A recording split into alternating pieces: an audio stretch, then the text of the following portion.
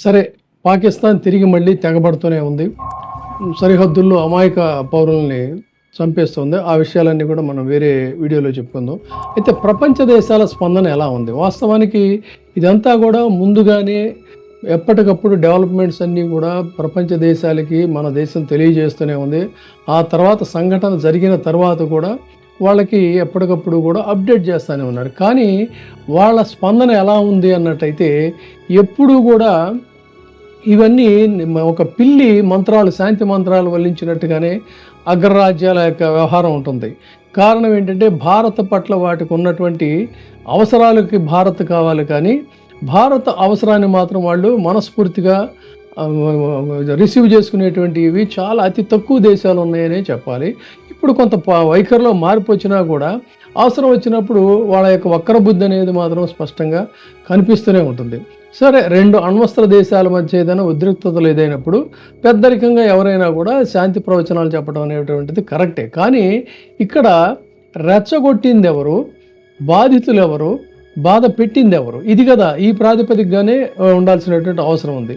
కానీ వీళ్ళ యొక్క శాంతి మంత్రాలు, కపటత్వం, ద్వంద్వ వైఖరి ఇవన్నీ చూస్తే ఇది భారతదేశం పట్ల చాలా కాలంగా వీళ్ళు ఇలా అనుసరిస్తున్నటువంటి వైఖరి అనేటువంటిది మనకి తెలుసు. ఇక ప్రధానమైనటువంటి అగ్రరాజ్యాలను తీసుకుందాం. ముందుగా చైనాని తీసుకుంటే పాకిస్తాన్ మీద భారతదేశం చేసిన దాడులను ఇది ఖండిస్తూ పాపం శాంతి స్థిరత్వానికి ప్రాధాన్యత ఇవ్వాలి, చాలా ప్రశాంతంగా ఉండాలని భారతదేశానికి, పాకిస్తాన్కి ఇది పిలిపిస్తూ ఉంది. పిలిపిస్తూ ఏం చెప్తుంది? నిర్మాణాత్మక పాత్ర, మధ్యవర్తిత్వ పాత్ర వహించడానికంటే తను చాలా సిద్ధంగా ఉందంట. ఇది అసలు వాస్తవానికి ఏంటి? పాకిస్తాన్కి చైనా అనేది ఒక ఏటీఎం, కావలసినంత సహాయం అందిస్తూ ఉంటుంది. మన విషయానికి వచ్చేసరికి ఎప్పటికప్పుడు బెదిరింపుదారు, దురాక్రమణదారు, పాకిస్తాన్కి అతిపెద్ద ఆయుధాల వనరు. ఇలాంటి దేశం ఇప్పుడు తను మధ్యవర్తిత్వం వహిస్తానని చెప్పని, తగుదనమ్మా అని చెప్పని సలహా ఇస్తుంది. ఇక పాకిస్తాన్ సైన్యానికి దశాబ్దాలుగా నిధులు సమకూరుస్తున్నటువంటి అగ్రరాజ్యం ఏది అన్నట్లయితే అమెరికా.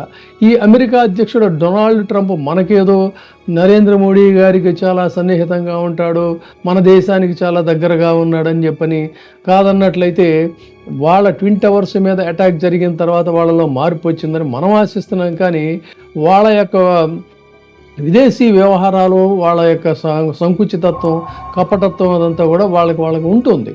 అందుకని అమెరికా ఏం చెప్తుంది? అసలు వినంగానే ముందే అతను డొనాల్డ్ ట్రంప్ నుంచి వచ్చిన మాట ఏంటంటే ఆపరేషన్ సింధూర్ అనగానే షేమ్ అని చెప్పన్నాడు తనదైనటువంటి శైలిలో. ఆ తర్వాత ఇది చాలా త్వరగా ముగియాలని కోరుకుంటున్నాను అన్నాడు. అయితే మార్కో రూబియో మాత్రం కొంత డిఫరెంట్గా స్పందించాడు. ఆ విదేశాంగ కార్యదర్శులు వాళ్ళ యొక్క అంటే ఒకళ్ళు నోటితో మాట్లాడతారు, ఇంకొకళ్ళు నొసటితో వికరించడం అనేది అమెరికాకు ఉన్నటువంటి సహజ శైలి, అధ్యక్షులు ఎవరైనప్పటికీ కూడా.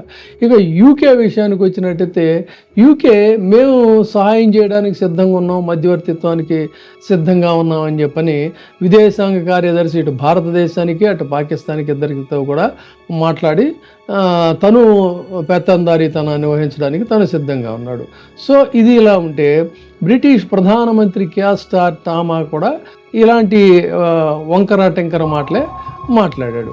ఎందుకు వీళ్ళు ఇలాంటి మాటలు మాట్లాడుతున్నారు? ఇక వెస్ట్రన్ కంట్రీస్ అన్నీ కూడా ఇలాంటి సిగ్గులేని సున్నితత్వాన్నే ప్రదర్శిస్తూ ఉంటాయి.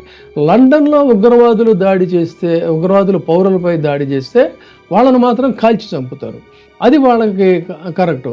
ఉగ్రవాదులు న్యూయార్క్ మీద ట్విన్ టవర్స్ మీద దాడి చేస్తే అర్ధరాత్రి వాళ్ళ దేశంలోకి చొరబడి వాళ్ళని వేటాడతారు, ఇది అమెరికన్లకి వాళ్ళ వరకు ఓకే. కానీ కాశ్మీర్లోకి ఉగ్రవాదులు తెగబడి చంపితే మనం దెబ్బతీస్తే దానికి ప్రతిగా శాంతియుత పరిష్కారానికి దారి తీయాలని చెప్పని అటు పాకిస్తాన్ని మనల్ని కూడా ఒకే గాట కట్టి వీళ్ళు నీతులు చెప్పడం అనేటువంటిది. ఇంకొక హాస్యాస్పదమైన అంశం ఏంటంటే చివరికి ఆఫ్ఘనిస్తాన్ తాలిబన్లు కూడా శాంతి సందేశాన్ని ఇవ్వటం, ఇది ఇక్కడ గమనించాల్సింది.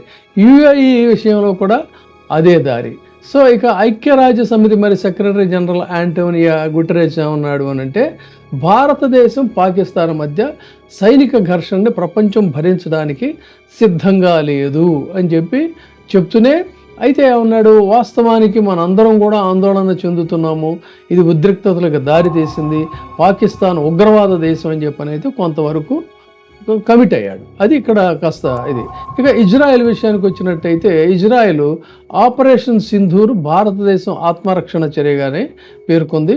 భారతదేశంలో వాళ్ళ వాళ్ళు చాలా దారుణమైనటువంటి దీనికి తెగబడుతున్నారని కూడా చెప్పింది. ఉగ్రవాదానికి ప్రపంచంలో ఎక్కడ తావు లేదని చెప్పింది. అంతవరకు ఓకే. ఈ విధంగా చూసుకుంటే ఎప్పుడు భారతదేశం పాకిస్తాన్ మీద దెబ్బతీసినా కూడా ఇద్దరిని ఒకే గాట కట్టాలని చూస్తాయి తప్ప మన దేశానికి ఉన్నటువంటి ఔన్నత్యాన్ని, మన దేశం యొక్క సహనాన్ని, వీటన్నిటినీ గమనించకపోవటం అనేటువంటిది ఇది. అయితే ఒకటి, ఇప్పుడు భారత్తో ఆ దేశాలకు అవసరం ఉంది, నిక్కచ్చిగా స్ట్రైట్గా మనతో పేచీ పెట్టుకోదు. కానీ ఇలాంటి పిల్లి శాంతి మంత్రాలు వల్లించినట్టుగా పిల్లి పెద్దరికం వహించడం అనేటువంటిది మాత్రం ఇది కొంత మనకి దీన్ని తిరస్కరించాల్సినటువంటి అంశమే. కానీ సరే, పరిస్థితులు ఇలా ఉన్నాయి కాబట్టి ఓకే, లెట్ us see.